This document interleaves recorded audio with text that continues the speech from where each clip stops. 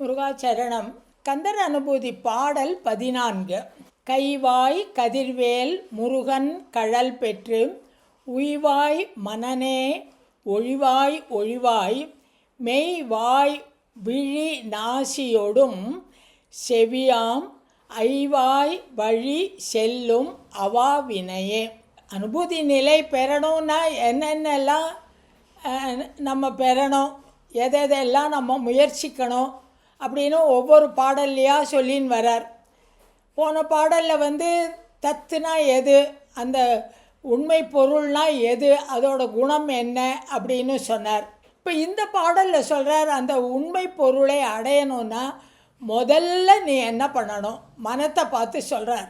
மனமே உய்வாய், நீ கடை தேரும் வழி உனக்கு இருக்குது. எப்படி கடை தேருவேன்? அந்த முருகனை நினச்சின்னு இருந்தேன்னா, முருகனை எப்பொழுதும் மனதில் கொண்டிருந்தால் உனக்கு இந்த பிறவி பிணியிலிருந்து நீங்கும் நிலை கிடைக்கும், உய்வாய். அதுக்கு என்ன பண்ணணும் அப்படின்னா, இந்த நம்முடைய பஞ்ச இந்திரியங்கள் இருக்கு இல்லையா, இந்த இந்திரியங்கள் கொடுக்கின்ற ஆசையிலிருந்து நீ மீண்டு வர வேண்டும். அதுதான் பேரவா. அந்த அவாவை நீக்கி, அவானா பேராசை, இந்த கண்ணு காது மூக்கு வாய் மெய் இந்த அஞ்சும் ஓயாத எதையோ அனுபவிக்கிறதுக்கு ஆசை பட வைக்கிறது. அந்த ஆசைகளிலிருந்து நீ நீங்கும்போது நீ உய்வாய் அப்படின்னு இந்த பாடலில் சொல்கிறார். இப்போ பாட்டுக்கு பதம் பார்ப்போம். கைவாய் கதிர்வேல் முருகன், கையில் அழகிய வேலை கொண்ட பிரகாசமான வேலை கொண்ட முருகன், கழல் பெற உய்வாய், அவனுடைய பாதங்களை அடைந்தால் உனக்கு இப்பிறவி பிணியிலிருந்து நீங்கும் நிலை கிடைக்கும், உயர்ந்த அனுபூதி நிலை கிடைக்கும். அதுக்கு என்ன பண்ணணும்? மனமே ஒழிவாய் ஒழிவாய் 2 தரம் சொல்கிறார். இந்த ஆசைகளையெல்லாம் நீ ஒழிக்கணும் அப்படின்னு 2 தரம் திருப்பி திருப்பி சொல்கிறார். ஏன்னா இதுதான் அடிப்படை. அனுபூதி நிலைக்கெல்லாம் போகணும்னா அடிப்படையாக இந்த ஆசைகளை அறுக்க வேண்டும். திருமூலர் சொன்னார், ஈசனோடாயினும் ஆசை அருமின் அப்படின்னார். அது மாதிரி இந்த ஆசைகளை அறுக்கணும்.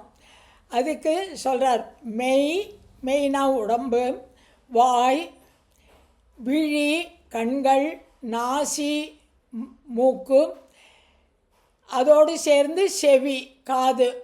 காது ஏதோ பாட்டை கேட்கணுங்கிறது, கண்ணு எதையோ பார்க்கணுங்கிறது, அந்த இறைவனை பார்க்கணுன்னு தோன்றதில்லை.